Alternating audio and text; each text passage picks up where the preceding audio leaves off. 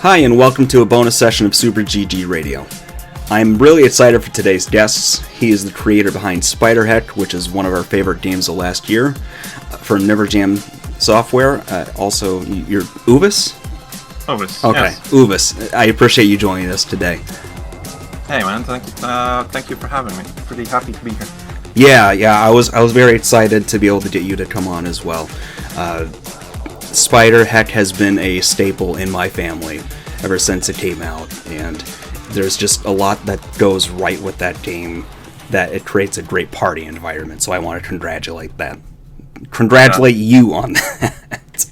It is really pleasant to hear that from a real human being, because often I am just stuck reading random anonymous comments. So yeah, warms my heart to hear that. Especially like the part where families are playing together. That's very wholesome. I've got kids that are just old enough to be playing games competitively, and I have a bad habit of completely bodying them in Smash Brothers. So, it's the 2v1 kind of thing that makes it a competitive battle, right? So okay. It helps that we're all on a level playing field with Spiderheck, right? But then it is just a snappy, quick pick up and play experience, and enough madcap stuff going on that even if you don't win, there's a lot of fun to be had there. So. I remember the first time I saw a video on YouTube of a family playing, and there were kids, and they're all laughing and happy. I never thought I'd get so emotional about my project. It was just wow. Turns out my work can do that. It'd be gratifying, right, when you realize there are people out there that are recognizing what you're doing, and that is a crazy feeling. That is a high I'm gonna be chasing now with every project. And it's a bit scary that I'm not gonna reach it. Maybe I don't know. That's a lot of pressure I put on myself now. I get it. I think you can do it, but I won't blow. So. I won't blow too much smoke at you right now. Yeah.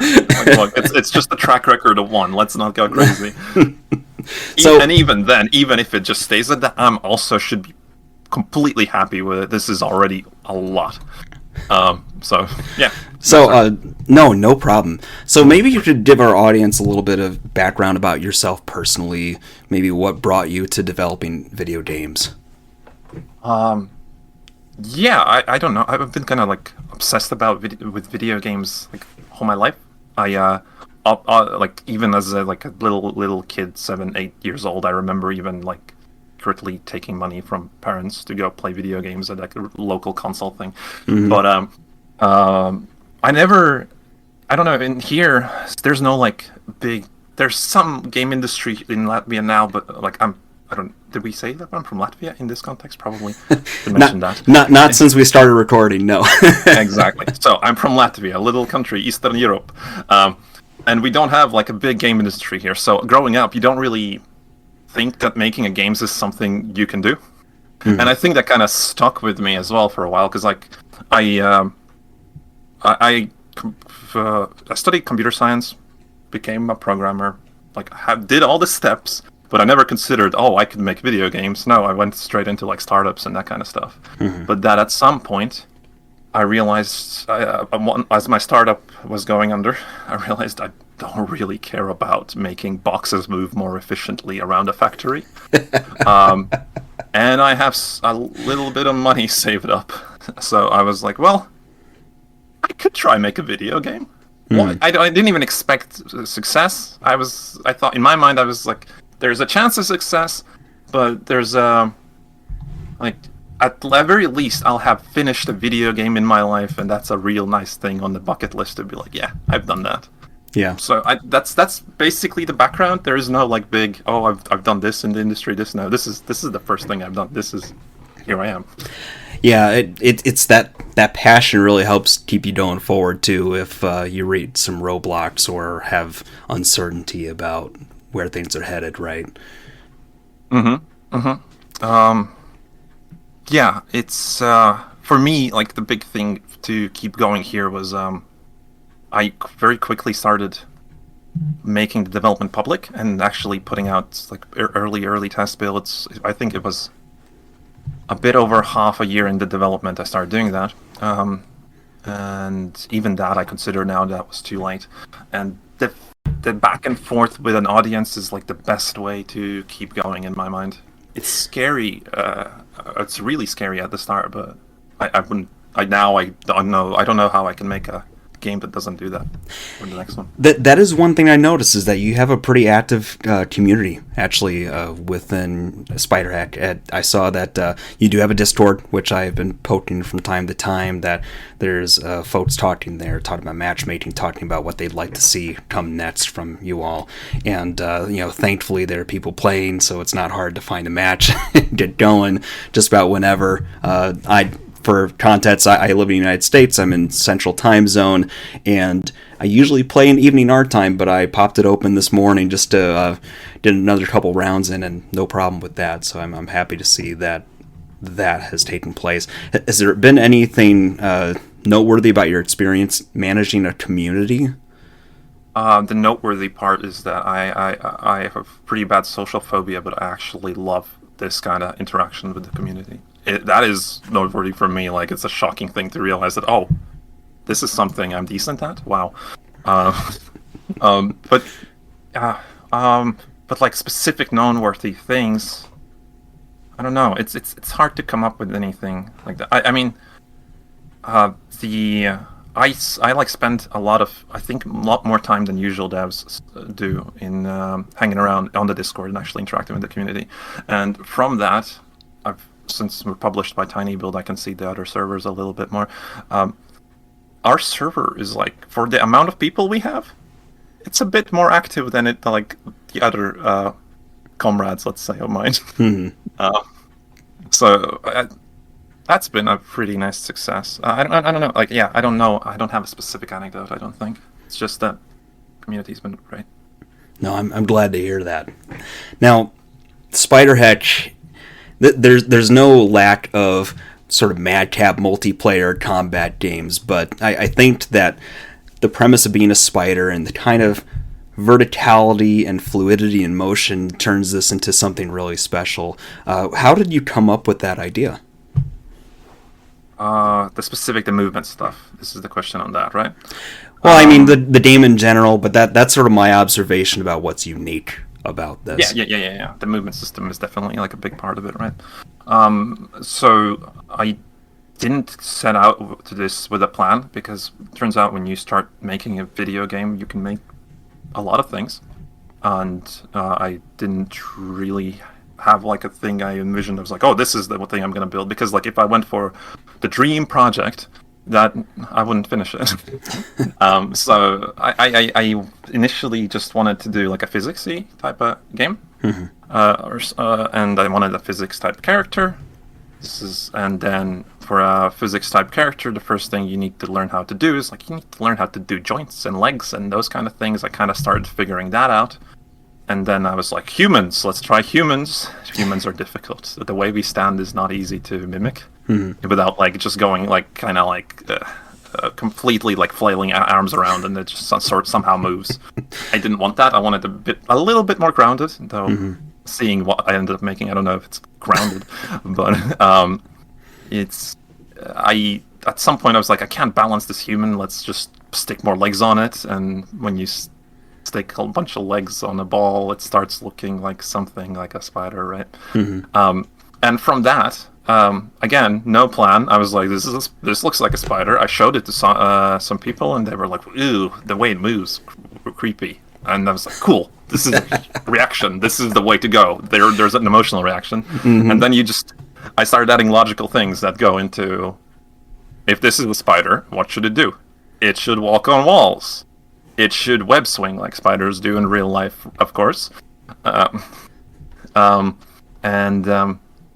it's like a movement system is coming together. And like a happy side effect of that is, I think what I looked into is in like a game, in a movement system where you're using a much more of the 2D space, right? If you like take a side scroller type of game, you take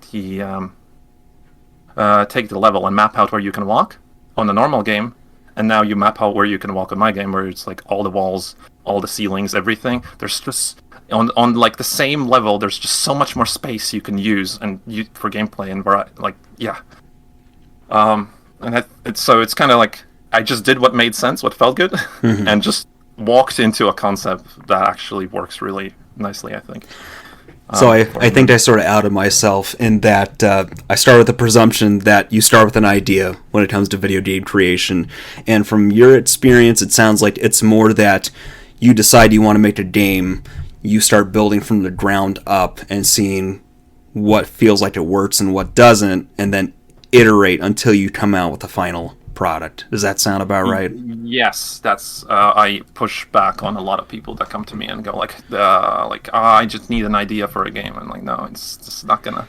The thing what I was envisioning initially, like, yeah, there might have been an idea. Idea was, okay, maybe we're going for some clumsy creatures running across obstacle course, and I had decided like a graphic style that is going to be like some vector silhouettes, something like that, because that's all I can do. My art is limited, and the physics came because I'm a bit more technical in terms of like programming background. I thought I could handle it, so it was like I took my strengths and was like, what could I realistically make with it? Then I like put a target on like, this kind of looks like the game it could be. And you start making, and then it's very much steered by what you can actually make. And I think it's like important to note as well for anyone like that's doing it for the first time, you don't know what you're good at, and you don't know how difficult are certain things. Like some maybe you have maybe for some you don't, but there's gonna be things that come up that you're gonna be like, oh, this thing I'm pulling off well, this is like taking loads of time, and you will need to adjust course for yourself. And more broadly, like, how was your experience developing the game? Like, what kind of positive experience have you had? What kind of roadblocks did you encounter? What kind of lessons did you learn? Something along that. So, okay, I'm thinking like the road's been long. Sure. I don't want to. Or maybe to let folks know, how long was Spiderheck in development? Okay, the development itself, I think till release, it ended up being 3 years.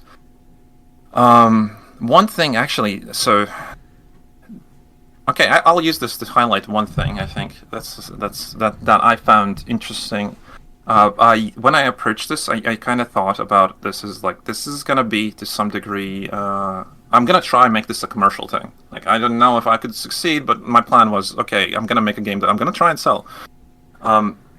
And with that, if you're alone, in the end I got a publisher, so I wasn't not alone now, but at the start, and you don't know marketing or anything else, the best bet is to make something that people are going to notice. And that's like throughout the development, I'm very much like, I've seen other devs confirm this and everything, that like a lot of this, the plan you initially set, or like the way you look at the project you're going to make, is like, you have to take into account social media.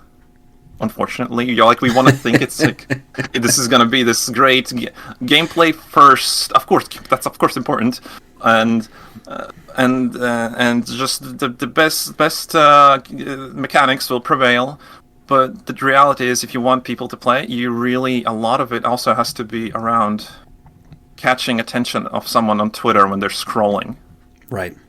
So oftentimes it's going to be visuals, but maybe if you're a different type of developer, maybe it's going to be maybe you can get 1 million units on the screen. 1 million maybe too crazy, right? You have to grab attention somehow, and that's been over development. That's as I'm trying to, because like a big part of development as alone is you're trying to grow that audience. You're not just making the game; you're also marketing. Is that you end up like making this machine where you make a thing, you post it on Twitter, and you're getting like the engagement, and now you're realizing the Twitter is, or whatever social media you pick, is actually driving some of the development because you need to get the audience. And it is not something I expected initially heading in. I was like, well, I'm gonna make a game, and it's gonna what matters. Only what matters is like it's fun. Yes, but I need to get the people in there first. Sure. It's fun. And I will say, to your credit, it is very eye-catching. So there's a lot of colorful neon, and it might not be captured in screenshots, but if you see a video of somebody playing this stuff and how wild it can get, it'll grab your eye. So I think you nailed that aspect of 100%. it. It's really hard to screenshot the game because the legs, like when you like a screenshot, the legs don't make any sense on the spiders. They're just kind of flailing about and just weird poses. But yeah, GIFs or videos that's what works for us. I think that does it more justice, to be honest. So your experience with social media, you're not the only one I've seen say engagement in social media is very important to growth and sustainability for some of your projects. Have you had experiences so far where you've gotten feedback from people and you've integrated those into your ideas or end game? 100%. I would say like big part of the game has been made that way. Initially, when I did the first test version, it was just it was spiders, just a local multiplayer versus mode, with some weapons, mainly the copyright-free laser swords, and and some guns, I think. And what I found was it was a local multiplayer game on PC, and the feedback I was getting from people was that the game looks great, we want to play it, but how do I play? There's no online mode, and I don't have friends, or well, it's a PC, so I don't really do local multiplayer on the PC. And just from that, we the whole PvE mode just grew out of people wanting to play the game but not having anyone to play with. Because initially there was no plan for online multiplayer, because I can't pull that off, and I didn't have a publisher at the time who would be like, hey, we can do that. So that whole thing was community driven, and that mode is, I think, I don't actually have the analytics for this, but I have a suspicion that mode is the PvE mode we have is pretty close to the versus mode in playtime these days. That would be speculation. We're still looking into adding analytics right now. And it's worth noting, it feels fundamentally different from the PvP mode.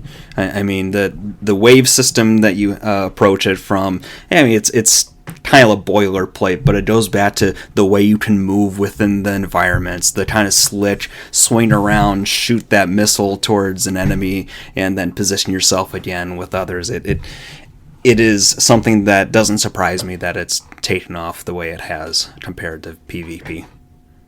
Yeah, it's while I specifically stayed away from doing this, it's just the same thing with bots, because when I see that in a game I kind of get bored of it straight away. I was like, these are not going to be as fun of players.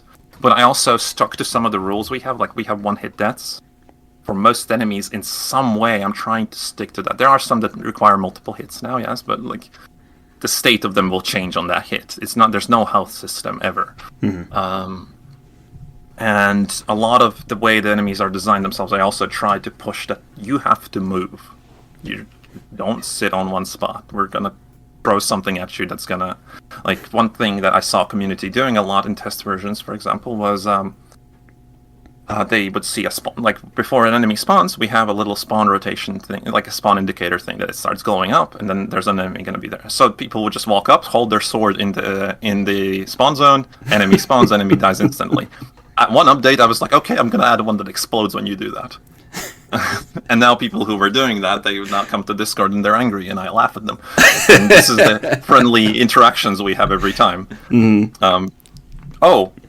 were asking about community things. Yeah. I just remembered something when speaking about these interactions. I don't remember how this happened, but throughout some of the test versions in the game, I started hiding little secrets in the lobby area. Initially they were pretty easy to find, and then it's kept escalating where I kept putting them further on the level or something. And the thing you get surprised with, if you have some sort of a dedicated audience, I put in a thing. I expect okay, maybe it's gonna take them a day to find this. No, 5 minutes later, someone's sending you a screenshot. This, and part of it was motivated because if people found it, I gave them a role in the Discord, and they could show that off. And that also has evolved into me just getting more upset at them. In air quotes, I'm not actually, but and just you've seen the maze. What was there one that you were really proud of that got caught real quick?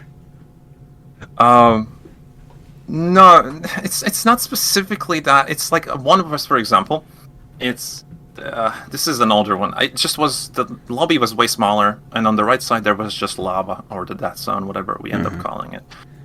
And really, really far away, an impossible jump in my mind because I hadn't made that jump. There was a little piece of text that send me a screenshot if you see this. 5 minutes later, someone somehow figured out how to jump over. I don't understand.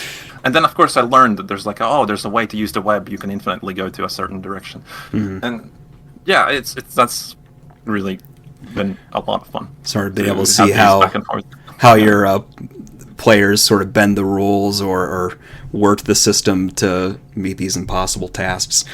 You bring up a good point. You do have that sort of obstacle course on the right-hand side, and this is on behalf of some of my colleagues here. Any tips for how to approach that mountain? Don't do it. No, but seriously, the way it was made. Okay, this version's a bit more refined, a bit more easy, I would even say. The version before this, I made 20 minutes before launching the update. I don't remember if this was the launch of the game or like a last major pre-release update thing.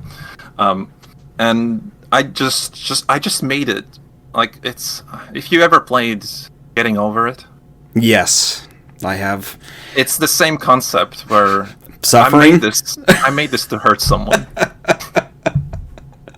Yeah, I got the sense that like you have to be a glutton for punishment to want to climb that mountain. There's no checkpoints. No.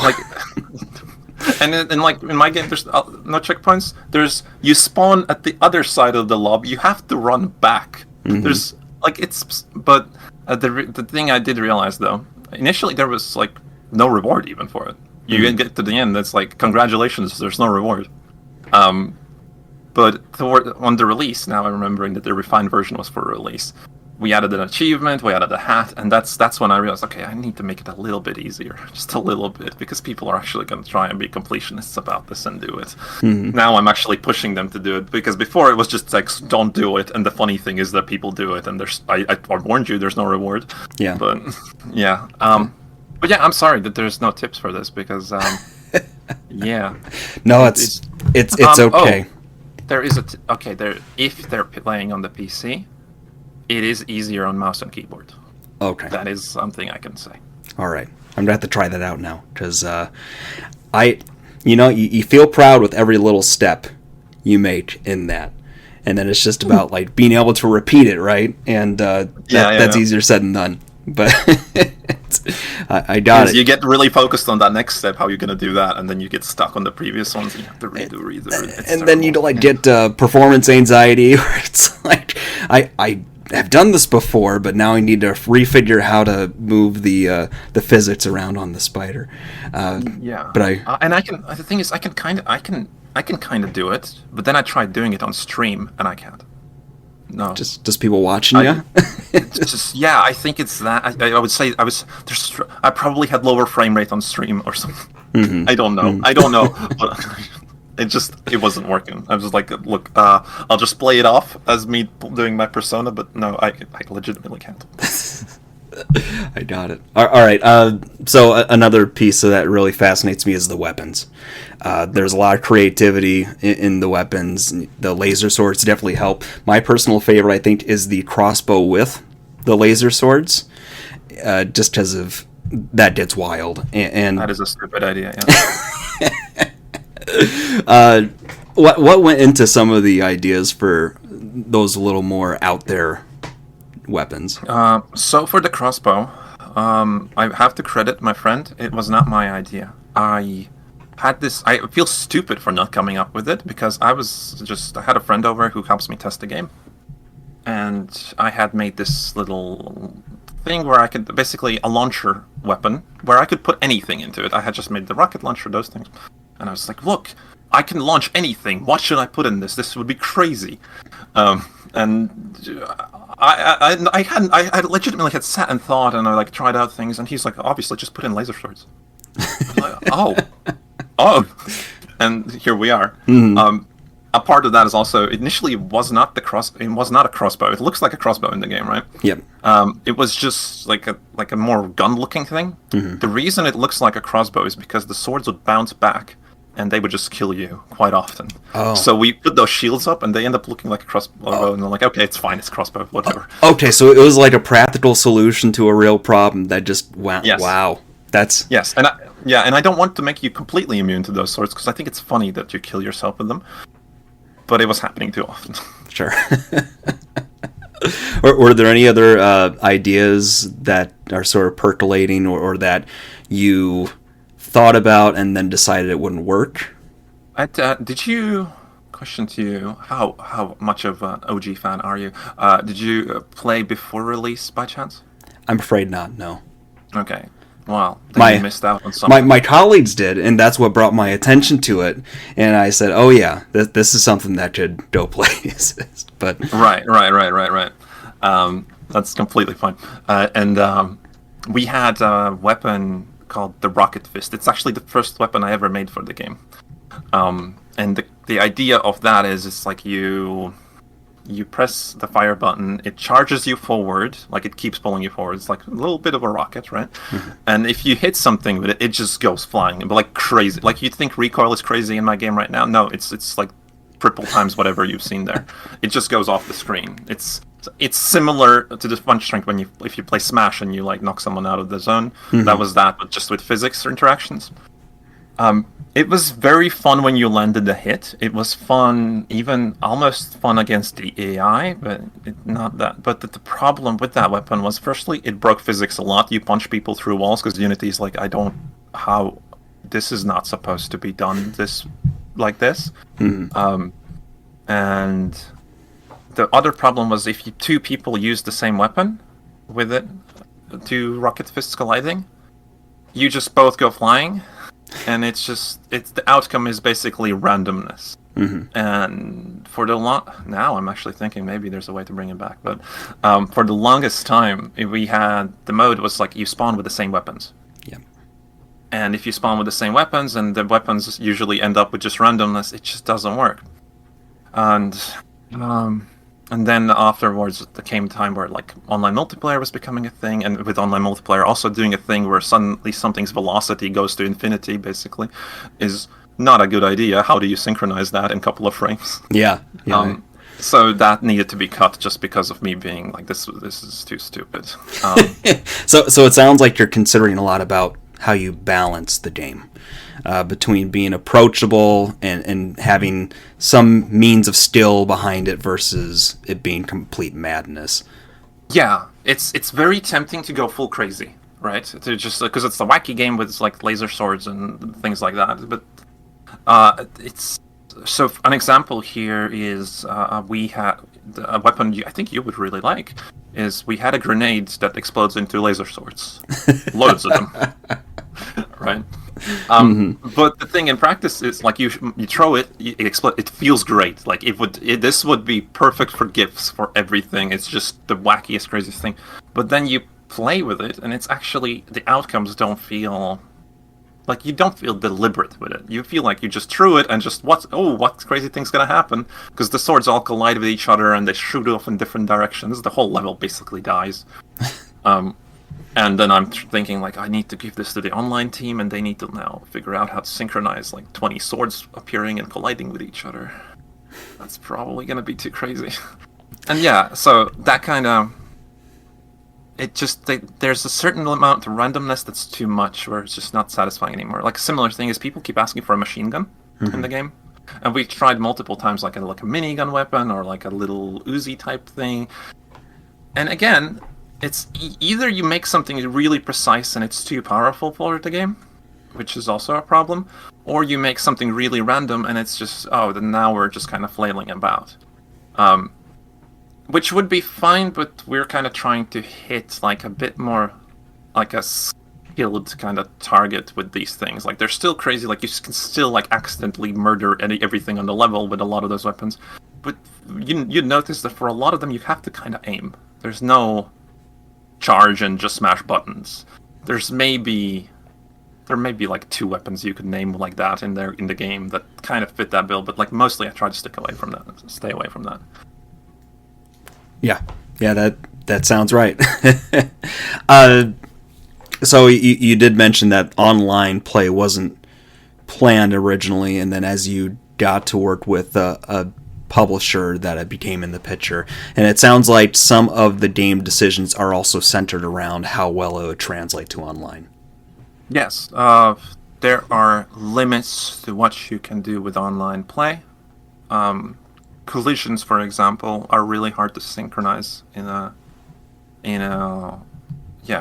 like a fast online game, especially when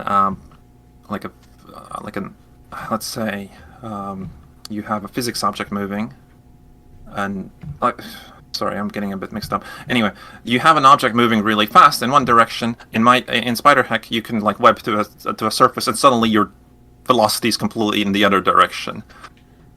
And you have one hit kills in this combination. So what if you were just changing velocity right before hitting a sword? That would have killed you. And you have like milliseconds delay on the latency here. It's like one person can see one thing, other person can see another thing, and it gets really complicated to resolve those things. I never intended to do multiplayer because of this reason. I was like, there's no way. Me, first game, I'm barely making the game. Adding multiplayer, I don't know. But Tiny Build, the publisher, they found a team of ruthless Ukrainians, let's say, and just kind of, they took the game, didn't ask me many questions at all, put their head down. After some months, came back, look, and the game kind of works online. So your experience with Tiny Build has been a positive one so far. Yeah. There's with like a big publisher, I will say that like overall, yeah. I mean, I've reached level of success. Let's just say that I wouldn't have reached, I don't think, on my own. With like the game being on all the consoles, having online multiplayer, plus having just more resources on development, that's all fantastic. There is one thing that gets switched up when you work with a, like, I don't know, are they a bigger publisher? I guess they're one of the big indie ones, right? Like, I don't know what you would call them. Is that when you're working alone, you're really stressed because you have to do everything on your own, and there's obviously some stress that comes with that. That goes away a bit because, of course, there's now people taking on a bunch of these responsibilities for me. That's awesome. But the other part of that is there's so many people involved.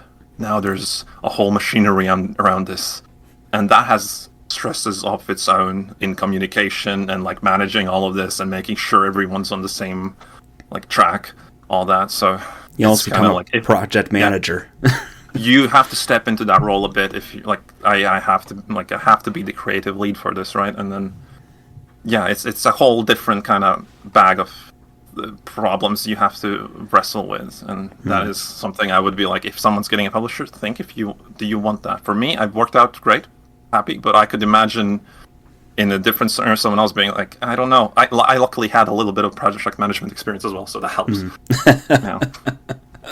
Got it. So, this game released pretty much every platform, I understand, right? It also ended up on Xbox Game Pass. Yes. What has been your experience with that? There's very little to say here, just because it's just a thing that happened. Someone ported, the Ukrainian team, Pushka Studios, are they? I don't remember if they added studios to their thing. Anyway, they're great. They ported the game. I didn't. So it ended up on that platform without my involvement.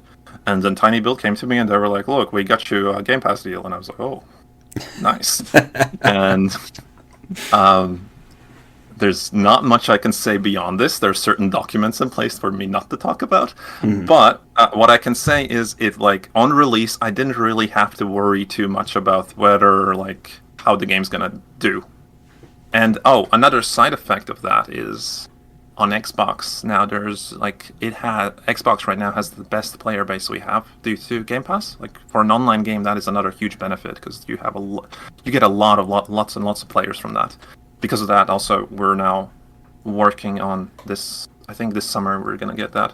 Where on more expanding the crossplay, so other player bases can actually play with those Xbox players that are on Game Pass. So the benefit of having that player base actually goes to Steam, eventually to PlayStation. I think PlayStation's coming a bit later.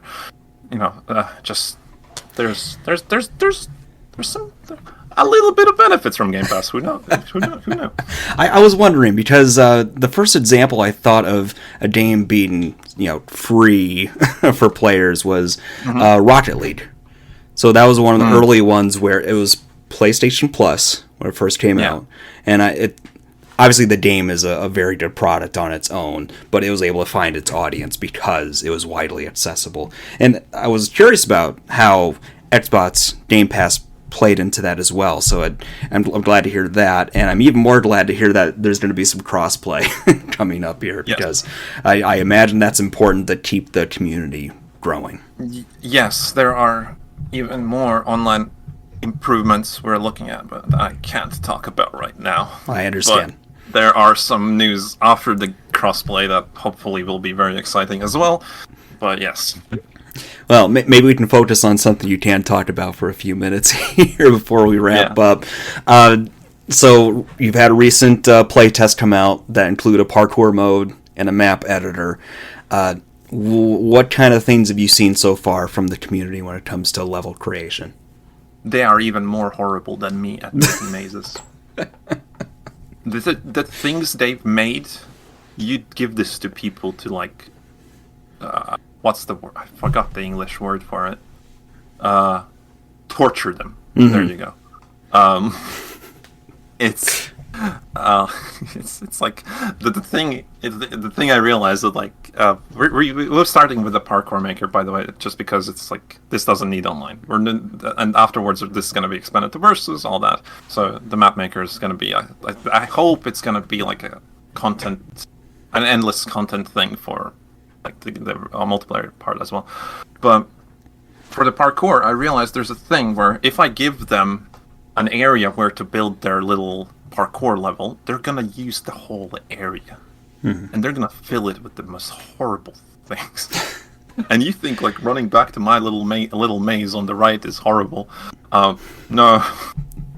What I've seen from the playtest, what I've tried, is like you try it, you die. I realized I need a death counter because it's ridiculous, and that's something we're adding like for the release. It's like you need a death counter for these things.